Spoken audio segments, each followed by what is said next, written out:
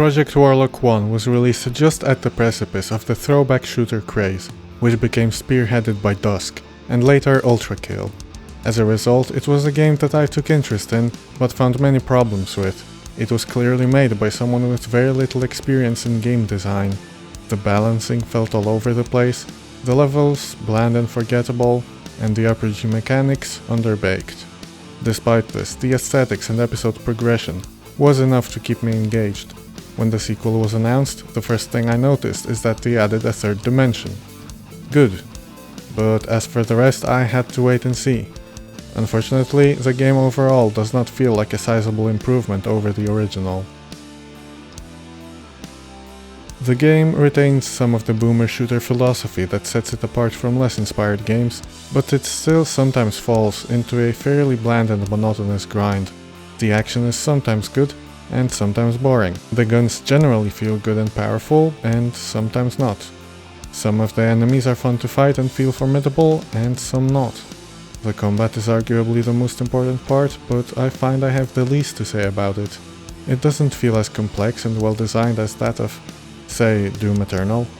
It's more akin to Amid Evil in its simplicity. There is a lot of enemy types, but most of them boil down to either chasing you down with melee or firing ranged projectiles, so there's some redundancy. Furthermore, they look and sound pretty similar. The sprite work and animations are really well done, but something about the lighting washes out a lot of the color from both the environment and the characters, which makes them kind of blend together. The way the arenas are designed also often doesn't inspire much excitement. In the early levels, I found several big arena fights, where I'm locked into a limited space and a high number of enemies spawn in to attack me. I had to run around a lot and the action felt exhilarating. However, especially in episode 2, I found the enemies still spawned in as I approached a new room, but always did so in front of me. This leads to no functional difference than if they were just standing around in the first place, and makes it feel like there's no interesting set pieces or sequences. It's just walk, shoot. Let's now get into the RPG mechanics, as it's something I think the game uses to set itself apart. I am very disappointed to say that the systems are lifted almost directly from the original, with some additions on top. What you'll notice first is that there's 3 episodes, and each is played with a different character. The main differences between them are that each has a different selection of weapons, spells, and elemental infusions. This gives the episodes a very unique feel, but I'm not really fond of how you have to ditch all your character progression 2 times. It also means that if you genuinely like the weapons and abilities of the previous character, you cannot carry them over further. There is a grayed out option on my menu called Realm Shift mode, which I suspect lets you play episodes with any character you like, but that's locked until I actually beat the game. And speaking of progression, there's several different systems, and each of them use different types of upgrade points, which gets pretty confusing. The weapon upgrade system is lifted quite wholesale from the original game. Finding weapon upgrade tokens lets you spend them on one of 2 modifications for each weapon. You can then spend further tokens on an alt-fire. My biggest problem is that you can only pick one modification, and once you do, there's just no way to go back, even to the basic version. And mind you, these upgrades often come with at least one minor or major downside. You can't even try it out before you irrevocably spend your tokens. All you get is this brief and fairly vague description. If you choose one upgrade and you don't like it, tough shit, that's what you're stuck with until the end of the episode. Surely they could at least let us test out what we're about to get married with, and maybe spend tokens to revert the change. I'm not saying locking out progression paths is necessarily bad. It gives the game some replay value, but this decision feels like a really big commitment based on very little information. I had this problem with the original game, and I'm shocked this wasn't addressed. A lot of these upgrades don't even really feel that good. They usually boil down to some stat adjustments. Okay, this is actually wrong. I feel very dumb, but I just found out that pressing the weapon key one more time will let you select the basic version. But this only works if you have also bought the alt-fire, for some reason. I'm leaving this in because it says so fucking much about this game that I'm only finding this out after I've beaten it.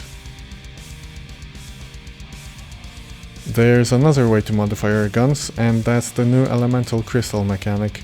Each character has access to 2 different magical elements, and you can imbue each weapon with one of the 2. Those are acquired by selecting a challenge, which will unlock the specific rune you've selected. You can unlock both, but only one can be equipped at any time. You can also only have one active challenge at a time. Some of these tasks make me wonder why this restriction was necessary, beyond just artificially extending how long they take to get.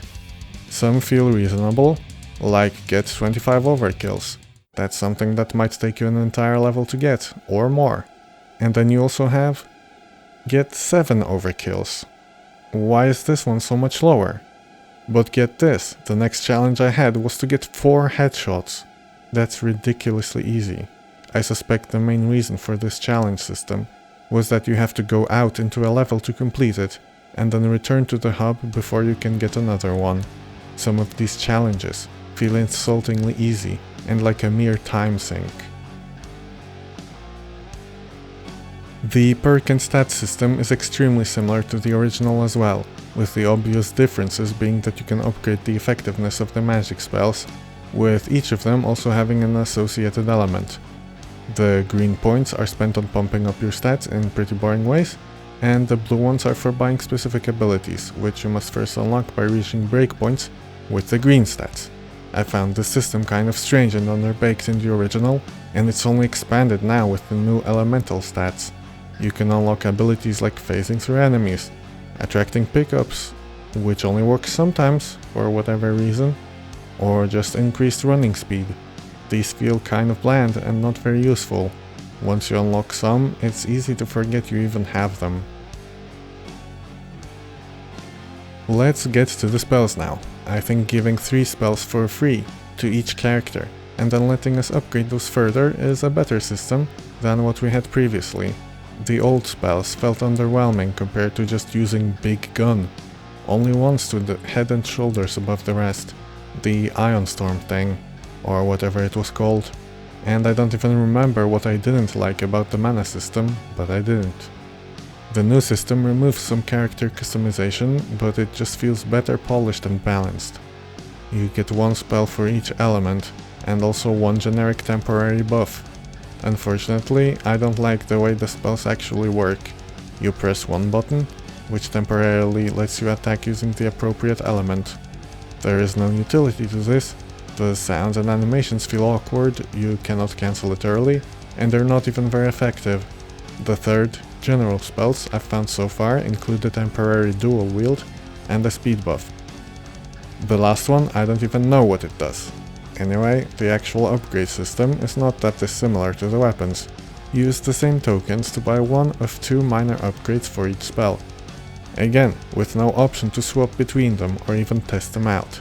It's less egregious here, as these upgrades usually don't have any downsides. Still, this feels very basic and underbaked. And finally, the passive upgrades. They have their own currency, again, and give you access to a bunch of different, fairly boring stat buffs. Some of them are kind of unique, such as this damage buff proportional to your combo meter, but I always find it very confusing when a game just lets me buy any upgrade I want from a huge selection, especially when I'm new to the game. I don't really know what I should be prioritizing or what will be important. I also feel like this huge amount of upgrade trees is just redundant. Some of them don't feel significantly distinct from each other. Is there any reason why the passive upgrades couldn't be merged with the blue perks, for example? The clutter of currencies is also a bit annoying. I mean, there's an XP system, which gives you perk points when you level up, but I still don't remember which ones. The level design is my next point of contention. I appreciate the shift to actual 3D environments, and I think this does wonders for the variety and complexity of the stages. The early game features a significant amount of interconnectivity and scripted arenas, but episode 2 starts feeling a lot more linear and monotonous. I'm not a fan of how abstract some of these environments can feel, and this also makes navigation confusing. There's an automap, except it's actually worthless. Look at this and tell me how I'm meant to see what's being represented here. Another weird quirk is keys and doors. Usually these doors will open once you have the appropriate key and interact with them. The key icon is gone, which also makes things a bit more confusing, but that's not the problem. The problem is that some of these barriers just disappear automatically the moment you pick up the key. Take a look at this clip, where I collected the key and opened the door back to a previous part of the level. I assumed then that I am meant to open a previously inaccessible door in this area. However, what actually happened was that the barrier just disappeared over here, which is where I was meant to go. The levels in general just feel pretty sloppy design-wise. Some areas are a bit too big for what there is to do, and there's a lot of random little nooks with nothing in them. It's quite common to see spots you can traverse, which seem like they should have a secret at their end, but they just don't. There's a few levels that also lock you out of backtracking in sudden ways. One thing that annoys me is putting aggroed enemies right where I spawn in. Look, I've never even touched a Doom map editor, and even I know that doing this is considered an amateur mistake in that community. This even happens in the very first level, and you know what grinds my gears the most? The very first thing that I will do when I load into the world of a game I just installed is adjust the sensitivity. The mouse sensitivity is never going to be appropriate for the vast majority of players, and that's the first thing they will notice when they move the mouse, and the first thing they will want to change. So please don't put any enemies ready to attack you this very moment. You know what I wish this game had? An actual story. I know this is a boomer shooter, but I'm really not looking for much. At least one clearly defined goal that I feel like I'm working towards. Otherwise, everything in the game kind of just lacks context.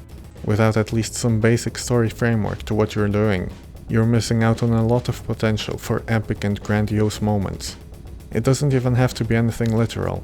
Let's take the Soul of Cinder from Dark Souls 3 as an example. The world you inhabit has folded and collapsed on It should say in on itself. It says in of itself. The world you inhabit has folded and collapsed in on itself. The world you inhabit has folded and collapsed in on itself, ailing for an end, one way or another. You are now the last thing that can link the first flame and either perpetuate the cursed cycle or try to break it. The first phase sees you fighting this being of cinder, representing every single living thing to have linked the fire, up until that point. It shifts between forms, mimicking the different build and class archetypes that were used by player characters in the previous games. And when you're done with this phase, Gwyn regains control. The music changes into his iconic theme.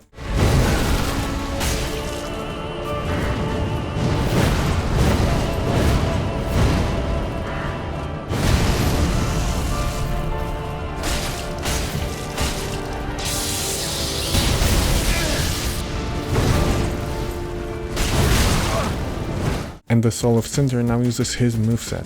This must have driven home the point that linking the fire is a cursed endeavor and will never rid this world of suffering.